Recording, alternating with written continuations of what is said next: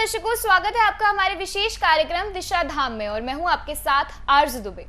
दर्शकों, दिशा धाम एकमात्र ऐसा कार्यक्रम है जिसके साथ जुड़कर आप अपने कदमों को अध्यात्म की ओर लेके जा सकते हैं और अपनी समस्याओं से भी निजात पा सकते हैं। इन सभी तमाम सवालों के जवाब देने के लिए हमारे साथ स्टूडियो में बेहद ही खास मेहमान मौजूद हैं। तो चलिए मिलके स्वागत करते हैं गुरु माँ तपेश्वरी नंदा जी का। गुरु माँ, आपका बहुत बहुत स्वागत है। नमस्कार। अपने कार्यक्रम की शुरुआत करेंगे और आज गुरु माँ से कुछ प्रश्नों के उत्तर जरूर लेंगे। गुरु माँ, आज हम बात करेंगे सिद्धियों को लेकर। मैंने ऐसे तमाम लोग देखे हैं जो सिद्धियों की प्राप्ति तो करना चाहते हैं लेकिन कर नहीं पाते हैं। मंत्रों का उच्चारण भी करते हैं, सालों साल तक लगे रहते हैं, लेकिन इसके बावजूद भी वो सिद्धियों की प्राप्ति नहीं कर पाते हैं, जिसकी वजह से वो परेशान हो जाते हैं, निराश हो जाते हैं। तो इसका क्या कारण है? देखिए, सबसे पहली बात तो हमें ये जानना है कि आखिर सिद्धियां है क्या। खाली मंत्रों को पढ़कर या सुनकर उनको सिद्ध कर लेना ही सिद्धियां नहीं कहलाती। बहुत सारे लोग ऐसे हैं, जैसा कि अभी आरजू जी ने बताया कि बहुत सारे लोग ऐसे हैं कि जो मंत्रों का उच्चारण करते हैं और सिद्धियां प्राप्त करते हैं, लेकिन वर्षों वर्षों लगे रहते हैं, फिर भी उन्हें सिद्धियों की प्राप्ति नहीं होती है। तो इसके पीछे सबसे पहला कारण तो यही है कि आप जो भी कुछ करते हैं उसके विषय में पूरी जानकारी होनी चाहिए। सबसे पहले मैं यहाँ बता दूँ कि हमारे जितने भी मंत्र हैं, चाहे वे तंत्र के हैं या वैदिक हैं या किसी भी क्षेत्र के हैं या कोई भी कथा है, शास्त्र है, वो वेद व्यास जी के द्वारा लिखी गई है। उसका जो ज्ञान प्राप्त होता है वो भगवान महादेव के मुख से हमें सुनने मात्र से ही प्राप्त हुआ है। और इन सबको यानी सुनने की जिज्ञासा जो वेद व्यास जी ने लिखी है, उनकी जिज्ञासा माता पार्वती के द्वारा उत्पन्न होती है। माता पार्वती उनसे प्रश्न करती हैं और उन्हीं के प्रश्नों के उत्तर महादेव देते हैं। ऐसे बहुत सारे वृतांत हैं जिनमें माता पार्वती ने हमारे जन कल्याण के लिए, सामान्य लोगों के लिए बहुत सारे प्रश्न किए हैं। यहाँ प्रश्नों की अगर हम बात करें तो मैं आगे चलकर जो अपने आगे आने वाले प्रोग्राम होंगे उनमें बताऊंगी कि किस किस प्रकार के प्रश्न माता पार्वती ने महादेव से किए और महादेव ने सामान्य व्यक्ति के अनुसार ही उनका उत्तर दिया। ये जो जितनी भी सिद्धियां होती हैं, ये सब जो है महादेव शिव की ही सिद्धियां हैं, चाहे वह वैदिक है चाहे तांत्रिक है। बहुत सारे लोग जैसे कहते हैं कि हम माता की सिद्धि कर रहे हैं, अब हम गणेश की कर रहे हैं, हनुमान की कर रहे हैं, भैरव की कर रहे हैं, तो ये सारी सिद्धियों का ज्ञान महादेव से ही आया है। और महादेव कौन है? विश्व गुरु। तो जब हम विश्व गुरु के मुख से सुने हुए मंत्रों का उच्चारण करते हैं तो यहाँ हमें, जो हमने मनुष्य रूप लिया है, तो साकार रूप में हमें गुरु की आवश्यकता पड़ती है। यदि हमारे समक्ष गुरु है, गुरु हमें उन मंत्रों को उच्चारण करने का ज्ञान देते हैं। जो मंत्र हम जप रहे हैं उस मंत्र में क्या देवता है, क्या उसका छंद है या क्या उसकी विधि है, क्या उसका विधान है, ये सब हमें गुरु बताते हैं। क्योंकि गुरु के द्वारा जो उनकी वाणी से हमें शब्द मिलते हैं, उसकी तरंगों से ही हमारे मन और मस्तिष्क दोनों में वह जो उच्चारण है, जो शब्द है, वह ऊर्जा के रूप में स्थापित हो जाते हैं, जिससे हमारी तरंग भी जो है उसी से ऊर्जान्वित हो जाती है, जो मंत्र हमने गुरु के द्वारा लिया। तो यह सबसे पहला विकल्प जो है हमारे लिए गुरु है। अगर आप बिना गुरु के ज्ञान लिए कोई भी मंत्र ले लेते हैं और उसकी साधना करते हैं तो कभी भी उस मंत्र को लेने के उपरांत आप पूर्णता की प्राप्ति तक नहीं पहुंच पाते हैं, जिसके कारण आप निराश हो जाते हैं, आप थक जाते हैं। जैसे बहुत सारे लोग हैं जो कहते हैं कि गुरु माँ, हमने मंत्र तो बहुत किए, हम 20-20 साल से जो है साधनाएं कर रहे हैं। यहाँ मैं नाम नहीं बताऊंगी कि किन के सानिध्य में वो कर रहे थे, लेकिन अगर आप किसी गुरु के सानिध्य में भी कर रहे हैं, अगर गुरु को ज्ञान नहीं है कि आप कौन सा मंत्र किस परमात्मा का है या उसके जो है ऋषि कौन है, उसका छंद कौन है, ये सारा ज्ञान होना बहुत ही आवश्यक है। आपको सिर्फ गुरु ने आपको मंत्र दे दिया और आपने जपना शुरू कर दिया, ना उसकी ऊर्जा के बारे में ज्ञान है कि वो ऊर्जा किस प्रकार दी जाए, तो आप उस सिद्धि को प्राप्त नहीं कर पाते। अभी जैसे अगर मैं हीलिंग कोर्स की भी बात करती हूँ, ये तो हुई हमारी सिद्धियों की बात, मैं हीलिंग कोर्स की भी अगर बात करती हूँ तो बहुत सारे ऐसे हमारे शिष्य हैं जो कि लामा फेरा सीखे हैं, तो उनको हम शिष्य ही कहेंगे, क्योंकि लामा फेरा हमारे गुरुदेव के द्वारा बनाई गई एक पद्धति है, जो कि पद्धति बहुत ही सिद्ध पद्धति है। इसके द्वारा हम नाड़ी शोधन करते हैं, इससे हमें सूक्ष्म नाड़ी तंत्र की प्राप्ति होती है। और अब क्या है कि डॉक्टर एस के सैनी जो हमारे गुरुदेव हैं, उनको लोग बाईपास कर रहे हैं और अपने अपने अनुसार कोई कहीं से बता देता है और कोई कहीं से बताता है कि हमने जो है सीधे दलाई लामा जी से इस पद्धति को सीखा है। यहाँ तक कि मैं बता दूं कि दलाई लामा जी बहुत सिद्ध हैं, गुरु हैं, लेकिन ये जो लामा फेरा पद्धति है वह उनके द्वारा नहीं बनी है। लामा फेरा पद्धति जो है एक पद्धति है जिसके द्वारा हम उपचार करते हैं, और जो दलाई लामा जी हैं वह हमें प्रवचन देते हैं, हमें कथा सुनाते हैं, ताकि उनके वचनों से, उनके प्रवचन से, जो वाणी से जो तरंग निकल रही है, उसी से जो है सामान्य व्यक्ति के अंदर परिवर्तन होता है। तो यहाँ हम ये नहीं कहेंगे कि दलाई लामा जी ने इस कोर्स को बनाया। ये जो कोर्स है ये भगवान बुद्ध से चला आ रहा है।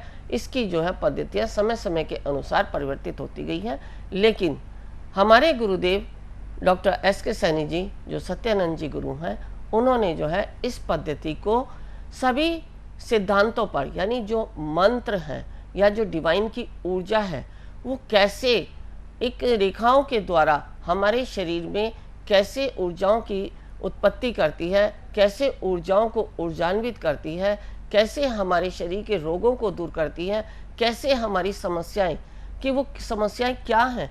जैसे हमारी जो समस्याएं हैं वो सारी शरीर, आत्मा और मन के अनुसार होती है। तो शरीर, आत्मा और मन पे ये लामा फेरा पद्धति कैसे काम करती है, इस प्रकार से सभी हमारे सामान्य लोगों की समस्याओं को जानते हुए, हमारी आवश्यकताओं को समझते हुए गुरुदेव ने इस पद्धति को बनाया। तो मैं यहाँ ये बात इसलिए बता रही हूँ कि यही कारण है कि जैसे लामा फेरा अभी जो लोग करा रहे हैं उनको नहीं मालूम है कि किस सिद्धांत पे बना है, इसमें जो रेखाएं दी गई हैं वो किस सिद्धांत पे बनी हैं, किस देवता की हैं, किस मंत्र से हैं, और हमारे शरीर में ये कैसे कार्य करती हैं। तो उसी प्रकार यदि आप भी सिद्धियां करने के लिए किसी ऐसे गुरु के पास चले जाते हैं जिनको ये ज्ञान नहीं है कि ये मंत्र है, जो आपको मंत्र दे रहे हैं उसका हमारे शरीर में स्थान कहाँ है, और इस मंत्र से हमें क्या शक्ति की प्राप्ति होगी, कौन सी शक्ति हमारी जागृत होगी, या हमारे अंदर जैसे हमने बताया कि तत्वों के आधार पर, ये नहीं है कि आपको हम कोई भी मंत्र दे दें, आप इसको सिद्ध कर लें। हमें आपके तत्व को भी जानना है या आपकी आवश्यकता को भी जानना है, तभी हम आपको मंत्र देते हैं और आप उस मंत्र को सिद्ध करते हैं, तो आपको सिद्धि की प्राप्ति होती है। अब ये तो हुआ एक गुरु के द्वारा प्राप्त किए गए मंत्र के द्वारा कैसे सिद्धि की प्राप्ति होती है। दूसरा, गुरु आपको जो मार्ग देगा वो आपके अनुसार देता है, जो कि हमने बताया अभी कि तत्वों के आधार पर, आपकी आवश्यकता के अनुसार। तो ये जो मंत्र आपने लिया है उसको स्थापित करने के लिए सबसे पहले आपको दीक्षा देंगे। जब दीक्षा देके गुरु आपकी कुंडली शक्ति पे संप्राण हो जाते हैं, कुंडली शक्ति पे स्थापित हो जाते हैं, तो कुंडली शक्ति को ऊर्जान्वित करते हैं। जब आपकी प्राण ऊर्जा कुंडली शक्ति से ऊर्ध्वगामी होती है और 72,000 नस नाड़ियों का शोधन करती हैं, यानी सूक्ष्म नाड़ी तंत्र जिसे हम कहते हैं, यानी आपका जो है नाड़ी शोधन हो गया, उसके बाद जब आप त्रिगुणात्मक शक्ति को प्राप्त करते हैं, जिसको हम वैप सिस्टम कहते हैं, वैप सिस्टम हमारा त्रिगुणात्मक शक्तियों को जागृत करना है। ये आपको नए नए शब्द अवश्य लग रहे होंगे, लेकिन अगर हम साइंस की दृष्टि से देखें, ओकल साइंस की दृष्टि से देखें, तो इन शब्दों के पीछे बहुत गहरा रहस्य है। और ये रहस्य मैं जब 3 वर्ष का कोर्स कराती हूँ तो एक एक जो मैं रहस्य बता रही हूँ उनको बाकायदा आपको प्रैक्टिकली, थ्योरी और स्पष्ट करती हूँ फुल बॉडी के अनुसार कि ये पॉइंट आपका कहाँ, किस प्रकार आपकी कौन सी शक्ति को जागृत करता है। जैसे अभी मैंने एक नई सिद्धि बनाई है जिसको हम सम्मोहन सिद्धि कहते हैं। मैंने क्या, जो हमारे गुरुदेव थे उन्होंने ही हमें 300 नोडल पॉइंट में 15 नोडल पॉइंट बताए थे कि ये जो है 15 नोडल पॉइंट हमें सम्मोहन सिद्धि की प्राप्ति कराते हैं, और वही 15 पॉइंट हमारे शरीर में कहाँ कौन सा बीज मंत्र है उसी के अनुसार यदि हम जपते हैं तो हमें उस सम्मोहन सिद्धि की प्राप्ति होती है।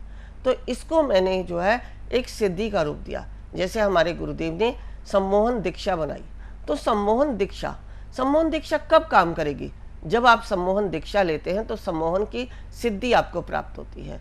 तो आप सर्वप्रथम सम्मोहन दीक्षा लेते हैं, फिर सम्मोहन की सिद्धि करते हैं। कहने का तात्पर्य यही है कि आप जो भी सिद्धि करना चाहते हैं उसके लिए गुरु आपके शरीर में संप्राण होके उस प्रकार की दीक्षा देता है सर्वप्रथम जो आप सिद्धि की प्राप्ति करना चाहते हैं। सपोज जैसे अगर आप भैरव की सिद्धि करते हैं, आप काली की सिद्धि करते हैं, आप नरसिंह की सिद्धि करते हैं या वाणी सिद्धि करते हैं, तो इनके लिए कौन से आपके शरीर के पॉइंट को एक्टिव किया जाए ये गुरु जानते हैं। और जब आपकी वो शक्ति ऊर्ध्वगामी होगी, उसके द्वारा जब आप मंत्र जपेंगे तो जो आप की ऊर्जा ऊर्ध्वगामी होके आपके शरीर में, आपकी नस नाड़ियों में, आपके शरीर से बाहर की तरफ तरंगित हो रही है, तो उसी में जो है उस मंत्र की सिद्धि की प्राप्ति होती है। जैसे कहीं पर जो हम यज्ञ करते हैं, उस यज्ञ से जो अग्नि होती है, अग्नि के ऊपर जो धुआं होता है, पहले हमने क्या किया, यज्ञ हमने स्थापित किया, उसमें हमने समिधा लगाई। समिधा के बाद हम थोड़ा कपूर घी के द्वारा अग्नि को प्रकट करते हैं, फिर उसमें हम सामग्री डालते हैं और सामग्री से जो धुआं उत्पन्न होता है, उसी धुएं से जो है पूरे ब्रह्मांड में उन मंत्रों की ऊर्जा फैलती है और वह जो मंत्र हम यज्ञ के द्वारा जप रहे हैं, उसी मंत्र से जो डिवाइन की एनर्जी है वो डेवलप होती है। तो ऐसे ही जो हमारा ये शरीर है, ये यज्ञ कुंड है, इसमें जो समिधा है वो गुरु की दीक्षा है, और जो गुरु की दीक्षा के बाद जब हम मंत्र का जप करते हैं वो हमारी सामग्री है। जैसे ही हमने मंत्र जप के द्वारा अपने शरीर में उस सामग्री को डाला, तो जो उससे तरंग उत्पन्न हुई जो धुएं के रूप में है, वह हमारी शक्ति है। तो हमें अब जान लेना चाहिए कि हमें शक्तियों की प्राप्ति या सिद्धियों की प्राप्ति कैसे होती है। दूसरा, इसके अलावा जब आप गुरु के पास जाते हैं, दीक्षा लेते हैं, उसके बाद आप सर्वप्रथम कुंडलिनी शक्ति को जागृत करने का प्रयास करें। वैसे तो जिन गुरुओं को ज्ञान है वो कभी भी आपको बिना कुंडलिनी शक्ति जागृत हुए कोई भी ऐसा मंत्र नहीं देंगे जो आपको सिद्धियों की तरफ लेके जाए। पहले आपको साधना कराई जाएगी, फिर साधना के बाद आप सिद्धियों की तरफ जाते हैं, तो आप पूर्णता की प्राप्ति करते हैं। और साधना क्या है? अपने शरीर को साधना। शरीर को साधना यानी कुंडलिनी शक्ति को जागृत करना, या जो हमारा जीवन में लक्ष्य है, जिस लक्ष्य के लिए हम आए हैं, उस लक्ष्य की प्राप्ति के लिए हमें दीक्षा के द्वारा उस शक्ति को ऊर्जान्वित करना। इसके बाद जब आप कुंडलिनी शक्ति को जागृत करने के प्रयास में जाते हैं, तो उससे पहले आपको ओम को सिद्ध करना। कितने घंटे आपको ओम को सिद्ध करना है, किस प्रकार का उच्चारण करना है, ओम की तरंग कौन से चक्रास से आपने ऊर्ध्वगामी करनी है और कौन से चक्रास से आपने ओम की ध्वनि को अपने चारों ओर तरंगित करना है, ये जो है ज्ञान आपको गुरु बताएंगे। तभी आप इन सारे ज्ञानों से अपनी सिद्धि की प्राप्ति करते हैं। बहुत सारे लोग जो कहते हैं, जैसे कहते हैं कि हमें ओम की सिद्धि करनी है, तो ओम की सिद्धि करने के लिए भी ओम को सिद्ध करना पड़ता है। कोई भी मंत्र हो, जैसे आप देखते हैं ना कि बहुत सारे लोग जो किताबों में पढ़ते हैं, उनमें लिखा होता है कि इस मंत्र को इतने बार जपने के बाद ये मंत्र सिद्ध हो जाएगा। तो ये जो सिद्धि है, ये सिर्फ उस किताब में पढ़ने मात्र से, उस संख्या में करने मात्र से ही सिद्ध नहीं होती। ये गुरु आपको बताते हैं कि आपके लिए कितने मंत्रों की संख्या होनी चाहिए। अब यहाँ जो हम सिद्धि करने जा रहे हैं, उनके लिए मैं एक विशेष बात बताने जा रही हूँ, जिसको आप ध्यान से सुने, जो हमारे लिए बहुत ही महत्वपूर्ण है। जो अभी संख्या की बात हुई है, तो संख्या जो है प्रत्येक व्यक्ति की लंग्स की कैपेसिटी के अनुसार होती है। अब ये लंग्स की कैपेसिटी भी जो है एक गुरु ही आपको बताएगा कि आपकी लंग्स की कैपेसिटी इतनी है, आप इसके अनुसार आप इस मंत्र को जो है जपेंगे तो आपका यह मंत्र सिद्ध होगा। ना कि आपने किताबों में पढ़ लिया कि 1.25 लाख जपना है, 60,000 जपना है, या 25,000 जपना है, 1400 जपना है। इस तरह के जो है बहुत सारे मंत्रों के ऊपर लिखा होता है कि आपको इतने जपने मात्र से ही सिद्ध हो जाएगा, लेकिन ये संभव नहीं है। हाँ, साबर मंत्रों में ये कहीं कहीं संभव हो जाता है कि हम साबर मंत्रों को यदि जपते हैं तो वहाँ हमें इस प्रकार से जपते हैं तो हमें सिद्धियों की प्राप्ति होती है। लेकिन फिर भी उन मंत्रों को जपने के लिए भी, साबर मंत्रों को जपने के लिए भी हमें गुरु की दीक्षा अनिवार्य है, बहुत ही आवश्यक है। क्योंकि जब तक आपका कोई गुरु नहीं है, आपकी जो शक्ति, आपकी जो एनर्जी डेवलप होती है, अगर डेवलप होती है उससे आपको कुछ प्राप्त हो रहा है या नहीं हो रहा है, ये सारा ज्ञान आपको गुरु देते हैं। और जब आप गुरु की शरण में जाके कोई भी मंत्र जपते हैं तो आपको सिद्धियों की प्राप्ति होती है। तो इसलिए ये जो, जैसे अभी हम दशहरा या होली के दिन जो होते हैं, या कोई भी ग्रहण काल होता है या कोई पर्व होता है, तो उन दिनों में मैं अपने दिशा धाम में प्रत्येक शिष्य को, अपने जो कि जिज्ञासु हैं सिद्धियों की प्राप्ति करने के लिए, उनको उनकी आवश्यकता के अनुसार या उनकी लंग्स की कैपेसिटी के अनुसार उनका कैलकुलेशन करके विशेष रूप से बताती हूँ कि आपके लिए ये मंत्र, इतने मंत्र जपने हैं और इतने समय तक ये मंत्र होगा। ये बात इसलिए ज़रूरी है कि जैसे मान लो आपने 1.25 लाख मंत्र कहीं से सुन लिया, आप जपने बैठ गए, आप जपते जपते इतना थक जाते, जब आप बैठते हैं तो आपके अंदर बहुत श्रद्धा होती है, समर्पण भाव होता है और मन में एक इच्छा होती है, आप बहुत ज़्यादा विजुअलाइज करते हैं कि मैंने ये मंत्र जप लिया तो मुझे इस सिद्धि की प्राप्ति हो जाएगी। लेकिन जब आप जपते हैं तो थोड़े समय के बाद आप थक जाते हैं, कहीं पर आपके शरीर में जो ऊर्जा तरंगित हो रही है, उस ऊर्जा के कारण आपके शरीर में दबाव हो जाता है और आप स्ट्रेस में भी चले जाते हैं, या जैसे ही आप स्ट्रेस में जाते हैं या थकान हो जाती है, आपका शरीर साथ नहीं देता, तो आपके भाव छूट जाते हैं। और जहाँ आपके भाव छूट गए तो जितना आपने पहले किया है वह भी सब जो है निष्फल हो जाता है। अब जैसे लामा फेरा है तो लामा फेरा की भी दीक्षा दी जाती है, शाल्विक मंत्र रहस्य है उसकी भी दीक्षा दी जाती है।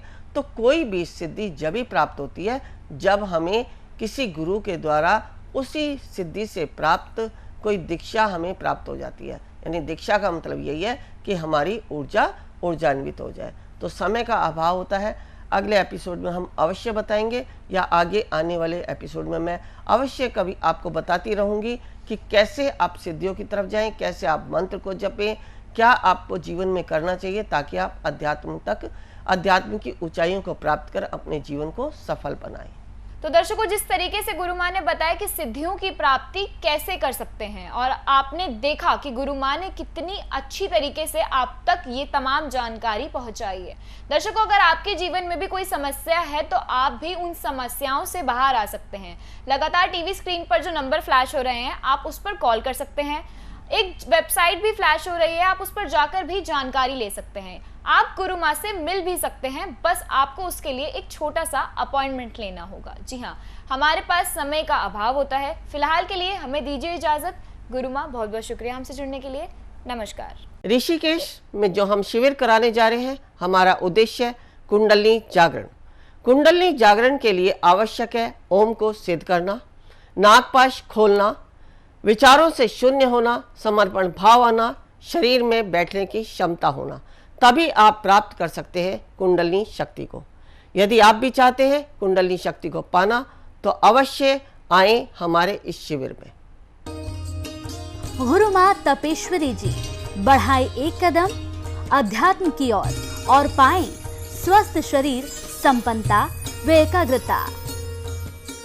गुरु माँ के द्वारा 108 प्रकार की दीक्षाएं प्रदान की जाती हैं, जिन्हें लेकर आप अपने जीवन को सुखों से भर सकते हैं। आप गुरु माँ से ध्यान व उपचार पद्धतियां सीख सकते हैं, जैसे मुद्रा विज्ञान, साधना से सिद्धियों की ओर, तत्व ज्ञान, लामा फेरा, तनाव, डिप्रेशन, पागलपन, नजर दोष, टोने टोटके में अत्यंत प्रभावी, योग माया, रोगी को रोग मुक्त करना, हुंकार विद हलीम बौद्धिक, विकास एवं लक्ष्य प्राप्ति हेतु, टिंटी सर्कल, एकाग्रता बढ़ाने के लिए। हमारा पता है गुरु माँ Tapeshwari ji Ashram, Dishadham, near Delhi Singhu border, pin code 131028।